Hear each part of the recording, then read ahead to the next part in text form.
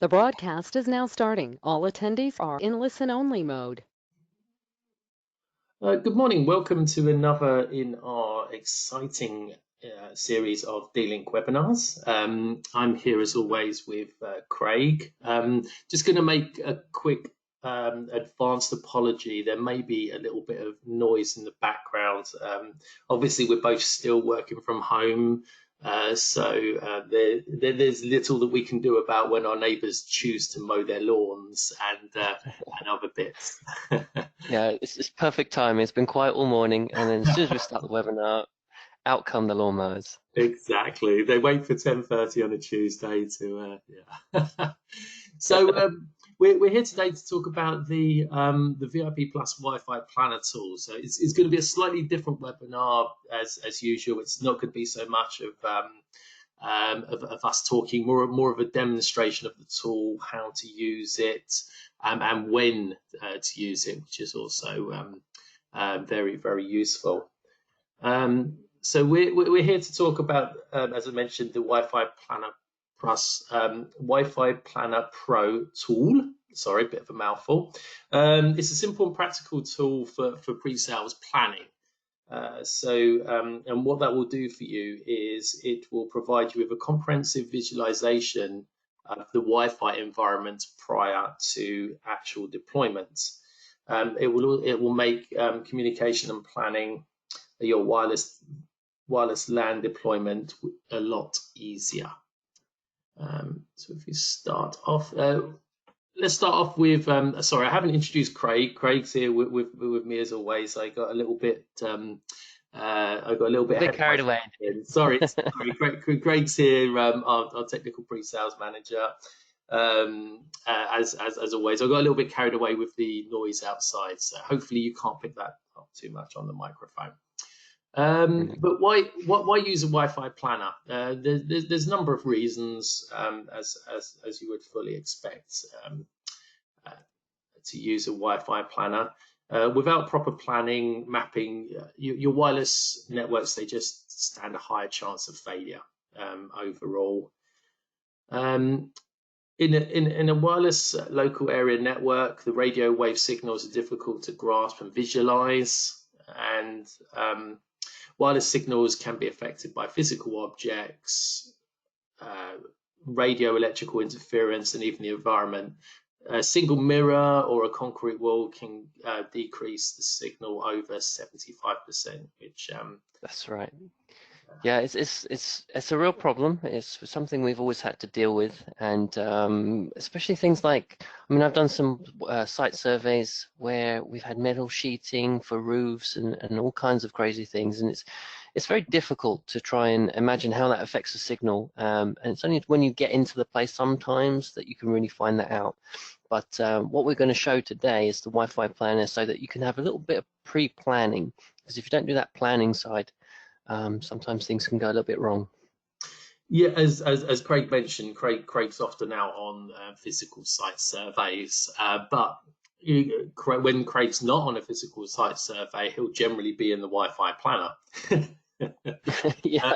And the two main reasons for that, especially with the situation at the moment, a physical site survey just can't be performed. Maybe the business is closed.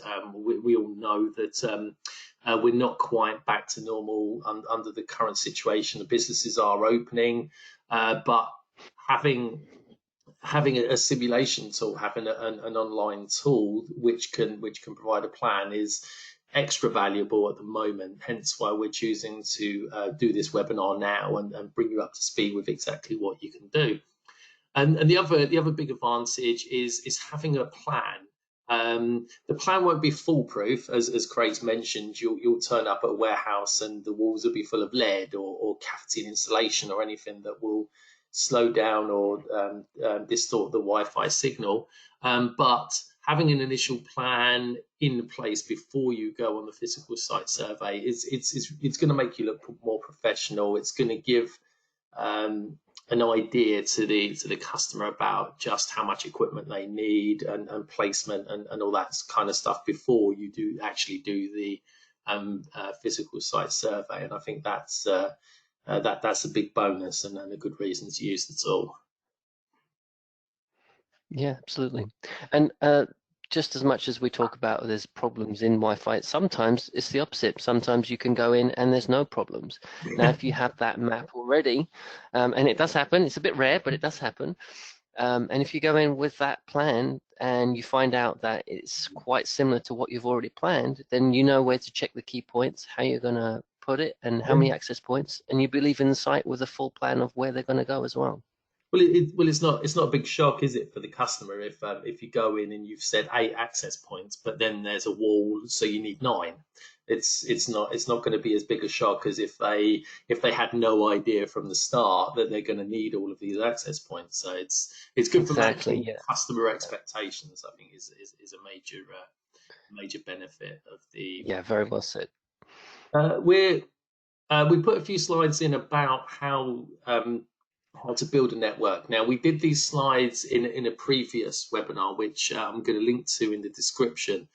So we're just going to run through these very, very quickly. If you do want to go through this, we did a webinar called How to Build a Small or Medium Network, which will contain more depth. But there's a few things on here that when you're building your Wi-Fi planner, when you're using the tool, it's all part of this bigger thing about how to build your network from scratch. So stage 1 would be the deep dive and to look at your current needs, think short term, think long term, and kind of create a network that's going to be going to work for you now, but also going to be future proof.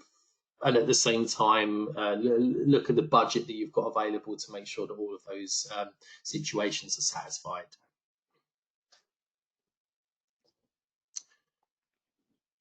Research, we can't underestimate how important research is throughout the whole process.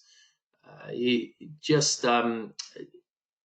sit down with a pen and paper and do as much as you can to look into the applications you're going to be using, which hardware components you have already, which ones you'll need to buy, which ones you'll need to upgrade, and try and think a little bit about the future, about any plans to expand the business, any new departments, any new people coming in, so that your network can evolve and move with your business.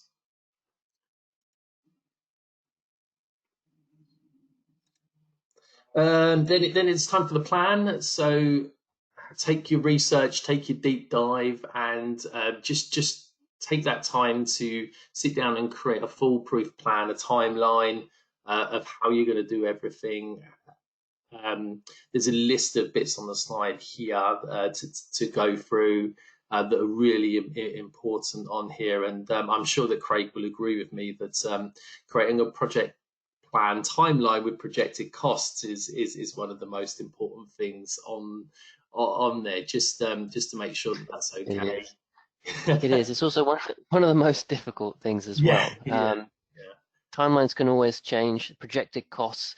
It's easy to project a cost and you think what you want to spend, plan towards your budget, and then you find out that well, actually, there's a few things that you haven't thought about, or maybe it's going to change in the future. Especially when you do like Wi-Fi, for example. Like Alan said, you've got those. Sometimes it's a case of, well, the environment doesn't really fit what I would like. I'd like to get away. Everybody wants to get away with a minimum amount of access points, of course. We also want to be able to have a Wi-Fi that lasts for the next few years, depending on what we're going to do. So, for example, if you're a school, if you're a primary school, you might be thinking about what you're doing today, but then think about, well, a lot of kids are going to be using Chromebooks and things like that in future. Is the Wi-Fi I'm going to put in going to be adequate, not just for the coverage, but for the actual throughput and things like that? So being able to actually choose an access point, have a look at the vendor's access point that you're looking at, have a look at the features that you want to implement, and then you can start planning with the heat mapping tool what kind of access points is going to be suitable for that environment, and then see how it broadcasts and how many you can get on there. Yeah, I think the thing is, don't get to stage 3 and 4 and realize that you didn't do enough work in stages 1 and 2. because then it's a hell of a lot of work to go back and reset everything. And also with the project timeline, just be realistic. Just give yourself enough time. Put in some contingencies in place for when Craig comes and has a look and says, well, actually, you need this or that to be added on. Just always put some contingencies in there because you never know what's around the corner. And then the stage 4 is the actual refresh. So you've picked your vendor, you've picked all of your hardware. It's now actually time to just get out and do it, implement it, bring your staff up to speed with everything that's changed. But also one of the most important parts of this is to plan for the next upgrade cycle. It might seem like a long time away, but the world of networking, the speeds, and especially with cloud access and everything that's on the horizon at the moment, 5G coming shortly. You have to start making those plans now, even though you've only just finished your plans. Yeah, and obviously once you get back to step 4, sometimes you have to go straight back to step 1. That's generally how the cycle can work. Exactly. So now onto the tool. There's a couple of bits just to bring up to speed before I hand over the slides to Craig, who's going to do a live demonstration of the tool for you. Pardon me. The things on the slide. So simulation does not equal reality. We kind of mentioned that it's not a fully foolproof system. There's other things that have to be taken into account before you use the map. It probably isn't going to be final. Is what I'm trying to say there. The simulation tool isn't suitable for an outdoor environment. It's an indoor tool only.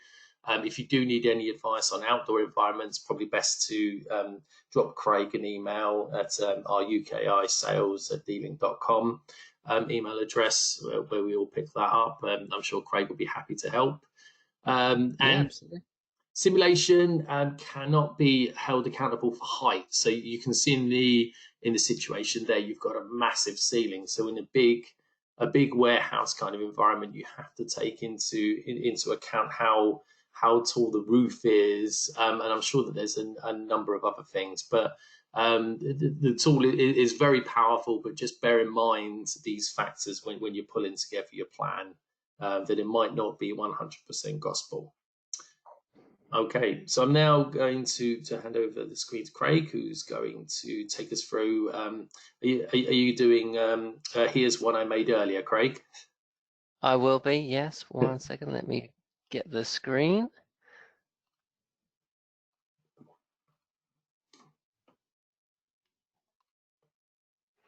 Okay, so fingers crossed you can see what I'm seeing.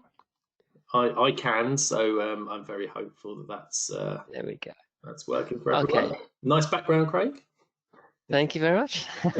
So this is our office. This is actually the Dealing office, a real floor plan, and what we're going to be looking at today. So just to give you a brief overview, this is our entrance area here. Do I need this is our reception desk. Do I need to point out where my desk is, Craig? Because that's obviously the most important place. Well, yes, I'm sure there's a little area over here where someone very, very important sits opposite me. and the Wi-Fi is very good there.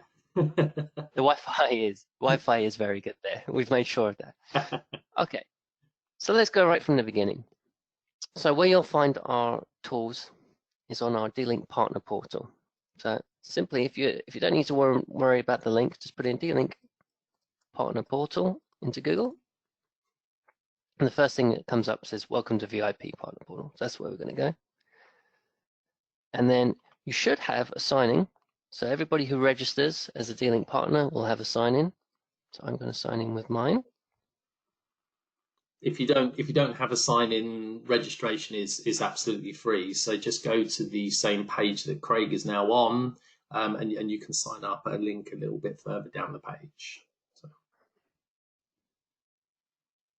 And now you can see that we're in the tools area. So under tools, we have network planning tools. So just a quick overview. It's not just Wi-Fi planner that we have surveillance tool planners, bandwidth storage calculations. If you are in that surveillance field, you can have a look at our GUIs for our switches and other products. And we even have some Product Selector Pro, which is basically allows you to evaluate the different kinds of switches and things like that. We're going to be looking at our Wi-Fi plans today. Now, like you said, Alan, I've done here's one I made earlier. And you can see that I've input our floor plan. In fact, let me just delete that so you can see that from the beginning. This one here.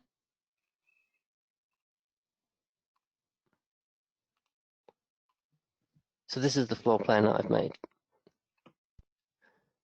And you can see we've actually got our access points in a very real area. Now, this is actually exactly where they are in our office. I'm not making this up. So warts and all, for better or worse, this is where our access points are at the moment. So as we said, this is our entrance area here. You can see we've got our reception desk covered for guest Wi-Fi, and there's a couple of settees and things like that. So if people do want to wait, they can check their Wi-Fi and sign on to our guest network. We do use the same access points as we do for guests as we do for our businesses. Okay, so we've used some VLANs, multiple SSIDs that are broadcasting from those access points, and it caters for everybody. Now, as you can see, we're kind of in like a semicircle, I suppose you would say, where we will seat. So we have a lot of meeting rooms, and these are generally glass meeting rooms, very thin glass, I would say. It's not too thick. And then just very simple, thin door, I would say, for most part of it. Over here, we've got our dining room area, and we've actually got a door that goes into our lab here. And as you can see, there's one in our lab here, just to make sure that everybody's covered in there when we do our testing. So we've got a DBA 2820, that's a cloud business access point, and that's a 4x4 kind of device, and that's really a big broadcast, and it serves a lot of people. We don't have too many people in office. I would say probably, what, 40 to 50 or so, Alan, I would say? 54, but not at the moment, obviously, with social distancing measures in place. Right. Of course, yeah.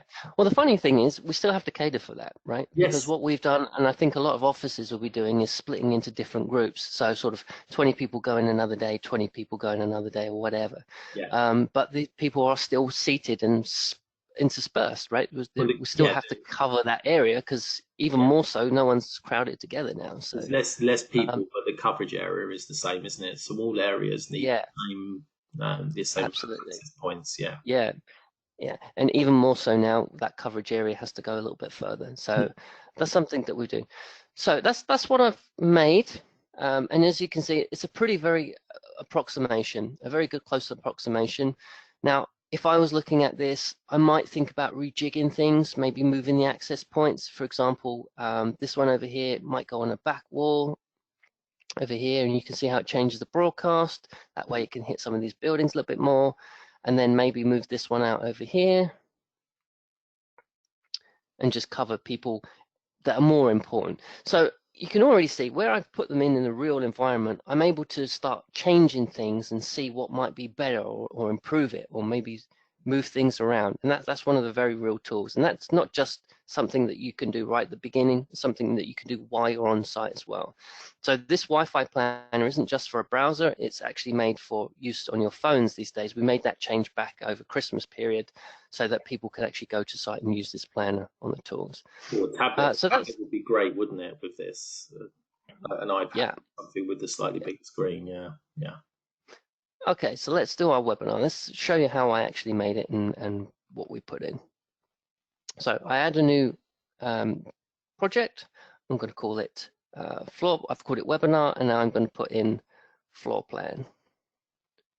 I'm going to choose my floor plan, dealing floor plan that I've got on my desktop. And these are generally PNGs or JPEG files. It doesn't take PDF, so you will have to convert it in most cases, up to about 20 megabyte in size. Okay, so just be careful of that.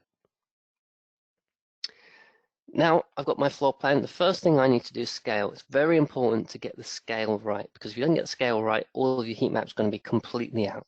So what I do, the simplest thing when you're at a site, is I actually find a doorway. Now I happen to know this is my lab area.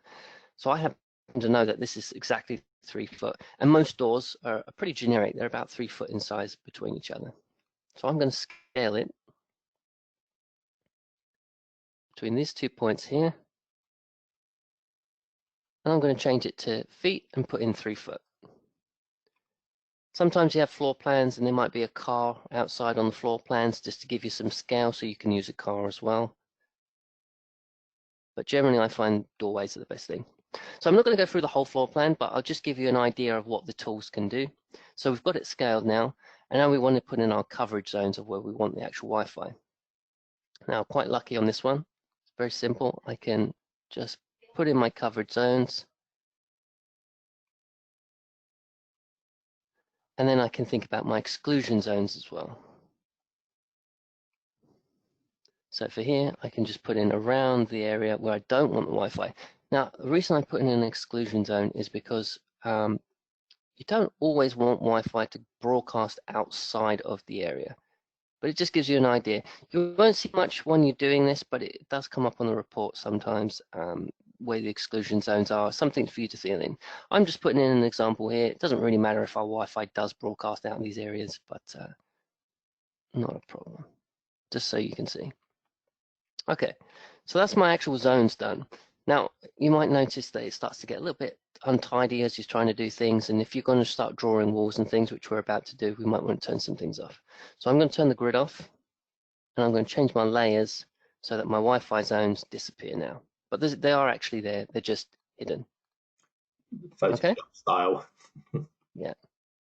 So let's have a look at my lab area. Let's kind of think about where I can put an access point, what kind of access point I want to put, and see how far it broadcasts out. Now, around the sides, generally, you've got thick concrete. So as you can see here, this is your chart for all the kind of walls that you can draw. Now I'm going to put concrete wall, and you'll see it's got a value there of 12 dB. That basically means there's going to be a resistance against the signal of 12 dB in that area. So I'll just do a very quick outer wall. These parts here are windows, so I'm going to leave those, skip those over.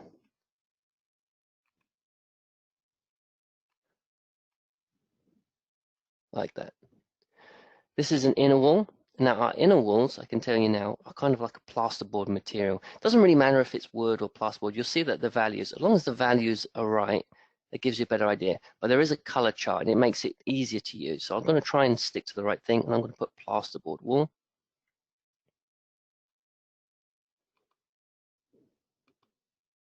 And I'm going to leave the doorway there. And I'm going to draw my walls there. So now really all I've got is the windows to think about and the doors that I've got in place as well. In fact, what I'll do is I'll also draw the lab area, because there's a wall, interior wall here. We have our server room there. I won't need to worry about the door in there because I'm not worried about signal going into there. And I think that's about it. That's an open area with a kitchen table there. Now I'm going to put in a door. Now the door is quite heavy. It's one of those thick firewall doors. So I'm going to have to put in a 15 dB door. And the same for this one here.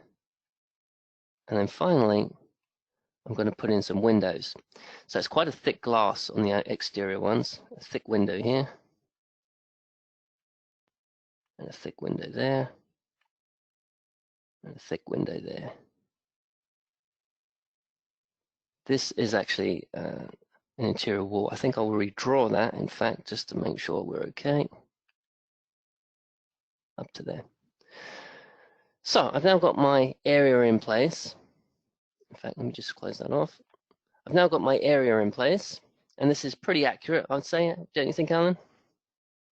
It's so accurate. It's like I'm at work, Craig. I haven't been there for so long. Well, I feel like I'm back. well, I'm very sorry about that. I don't want to get that feeling for you.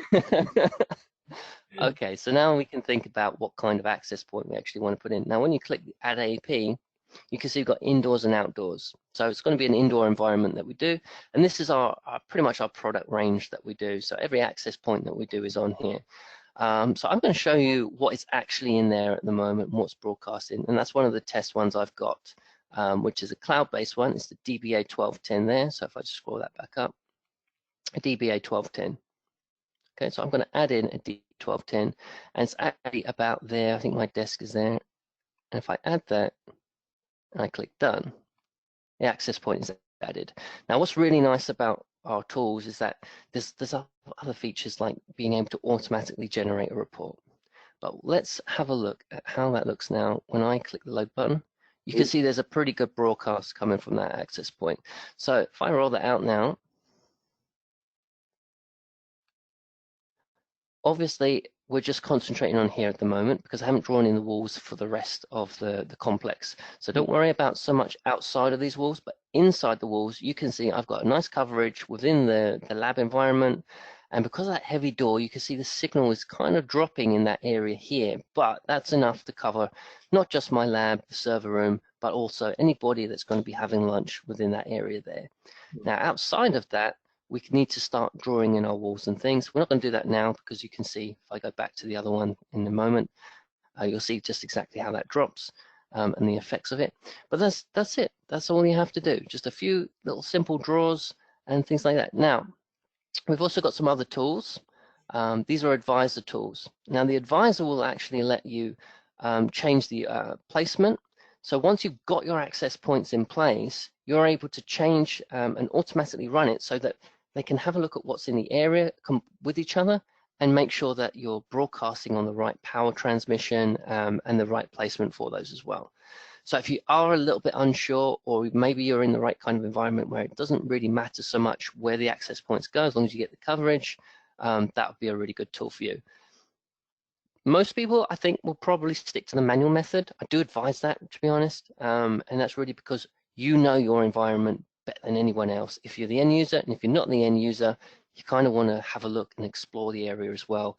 Talk to the end user, find out where they want their Wi-Fi the most, and set the expectation of what they're going to get. I think that's paramount to starting projects.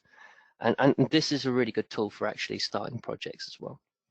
Now, as you can see, I've got different kind of 5G signals as well. So a 5G signal generally doesn't actually travel as far as a 2.4 gigahertz signal does. So you have to think about that too. So does the end user want to provide a guest Wi-Fi experience? For example, if it's a really big auditorium or something like that, or a big school, do they want to be able to allow someone to see the basics and check their internet? Or are they in like an office environment where it's absolutely mission critical that that signal is really good, really covering, but fast speeds as well? Because the thing is, when you start moving away from an access points area and a location, you also stop dropping in data rates as well. And interference can have a big impact on data rates. So being able to plan for those coverage, and what you can do is actually set the power level of these devices down as well. So if I double click into that now, that's the access point that's in my room. And you can see that these are broadcasting on full power. Now, what if I quarter my power and start lowering signals for both 2.4 and 5 gigahertz? You'll see my speed increases, or my distance increases. Now, you might say, well, why wouldn't you want to put it on full power? The reason you might not want to put it on full power is because we have a thing called self-healing rings and self-healing Wi-Fi. Now, self-healing Wi-Fi means that, yes, you would probably put in a couple of more extra access points. So, for example, if I drop another one in here, but the signal strength, should that access point fail at any point, will automatically mean that this access point broadcasts up to 100. So you're taking out that whole point of putting an access point in an area, and if you only cover it for that 100% power output and it drops, there's no Wi-Fi coverage there at all. There's no way it can overlap. So if you maybe drop the power down, maybe feed in a few more, if you are in that mission critical environment, you can start doing some Wi-Fi self-healing as well. Excellent. It gives you a full report, of course. All the tools give you a full report of what you can have a look at. Now, here's the nicest thing, I think, and something for you guys to take away. This little button up here is a report selector. Now, when I do this, what I'm able to do is generate a report. So I'm going to call my report.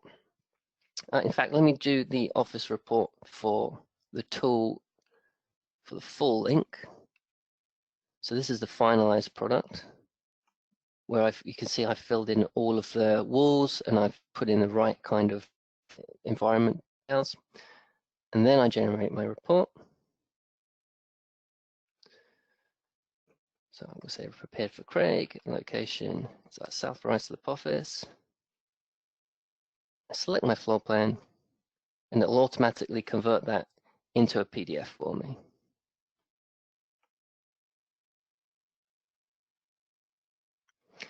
That means that you can actually go to site and generate a report before you even leave the site. That's very handy for a lot of people, especially the end user. And it gives you that edge of speed. So if you can do that kind of speed level. So if you're doing a site survey and you can go away and give them something physical to put their hands on so they can print that out on that day or that day, that gives you a massive edge over everybody else. Yeah, it's that competitive advantage that we talked about, isn't it? Yeah, this Yeah.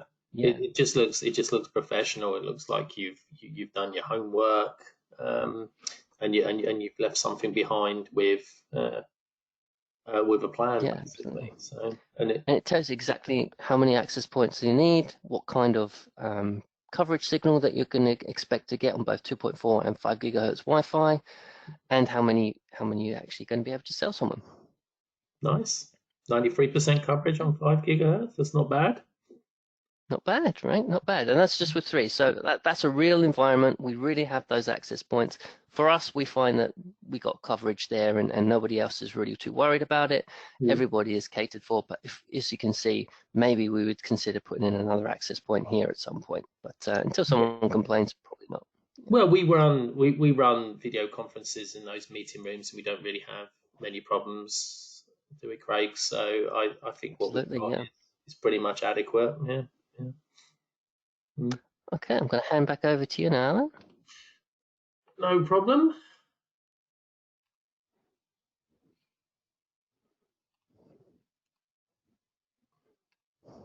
Okay. Thanks for that, Craig. A great tool there. So not necessarily to go through the entire plan, just a really good snapshot there of showing one part of our office. So Craig knows his area well there, and as most business people would, Craig's office joins onto the kitchen. So obviously, you might look at that map and think actually it might be better to put the access point in the kitchen, but it's actually much more important that Craig and the other guys who are doing the testing has a full signal than people who are browsing Facebook on their lunch hour. So it's all about that inside knowledge of the company as well, isn't it? So that's what we mean. That's right. And the thing is, Alan, it's very easy to say, well, you need an access point here, access point there. You also have to run cables. Now, if you've already got an access point, you've already got that cable there, and you just want to swap it out and put in a better one in, it gives you a chance to say, well, how well is that going to perform? Do I need to go for the lower grade access point or the higher grade access point, and how well will it perform? So it gives you that kind of insight knowledge as well. Well, that's what we could do in your area, because you've got the 1210, the 2x2. You could upgrade to the 2820 4x4 if there were any problems. But yeah, absolutely. You know, everything seems to work fine and dandy. Yeah. Yeah, thanks to Craig for preparing that. That was very insightful. I hope you all enjoyed that. If you do need any more help or any more details, as I said, UKI-sales@dealing.com. Get those plans over to us. We are more than happy to help you out with those, give you something professional, a report that you can leave behind. We're not fully sure on the physical site surveys yet, are we, Craig? We're just kind of in this period now where we're waiting for more advice from the government, more businesses to go back to sort of see where we are with physical site surveys. It's kind of a play it by ear situation at the moment. Correct. Although we are considering site surveys, we are happy to perform them if it's the right instance, if it's safety, and we do have to think about safety first, of course. But we are still available to do site surveys at the moment, so that's not off the charts completely. Yeah. the Wi-Fi planner tool is one of the main reasons to join the VIP Plus reward scheme, but there are plenty more. I did already mention, I did make my pitch that joining is for free, and I'll add you to my lovely email list, so you'll get all of my fantastic emails telling you about everything that's going on at D-Link, new products. Well, the lady on the slide, she certainly seems happy with the reward scheme anyway. She's giving it the thumbs up. So just for a registered customer, you can see you get everything ticked in the blue side there. So you don't need to spend anything to become a registered D-Link VIP Plus member, but we'd obviously prefer that you did. But you do get access to these webinars, the online product tools, and some support material. But the important thing to note is that once you get to bronze, that's when we start adding you onto our promotional database. You will get a discount on D-Link products. You will be eligible for product pricing. And then as you go up to silver and gold, we add on the delightful company of our sales managers, who will be there to cater for every need. And we will provide you with leads back that we generate as D-Link. So plenty of reasons to join the VIP Plus scheme on the slide there. We are looking to get back out and do some training. Training is on here, but again, training is the same as site surveys. We'll wait to see what happens with social distancing and things like that, because some of Craig's training is very hands-on, isn't it, Craig? And you actually... Some of it is, yeah. So, for example, we do a hands-on switching day, which we're kind of reevaluating at the moment. Obviously, we're aware that people are very sensitive about socially distancing and things like this. But we are looking. We still do demos as well. So, virtual demos is something that we've been doing during lockdown. So if you do want to see products like our D-Link Cloud or a small demo of Nucleus Connect, anything like that, something that we're able to show you, we can certainly set up a video conference call. Fantastic. Okay, that's pretty much it for this week's webinar. Finishing on time for once, Craig, rather than keeping people past our quarter past 11 deadline. That's crazy. So as you can see on the screen here, drop us a line if you've got any questions. Telephone number on the screen, 0208 955 9000, or that email address again, uki-sales@dlink.com. We've got a few webinars coming up which could be very interesting for people. Craig gets a break next week because the salespeople are taking over. So if you want to know how to sell Nucleus, you can get it straight from the horse's mouth from country manager Paul Routledge and our sales manager Mark Carty. I'll still be on the call, just doing introductions and taking everyone's questions, because I'm sure there'll be a few on that one for those two. And then after that, Craig, we'll be doing 5G on the 20th of June, and then we've got I think we're doing a building blocks of networks in the future, and also a VLANs presentation. But everything's kind of subject to change. But keep your eye on our website, dlink.com/events, and all these webinars will be put up there. Yeah, absolutely. And if you have any ideas or something that perhaps you would like to see in a webinar or a short piece, then send those through as well. We're always happy to take on board any questions or suggestions like that. That'll be great.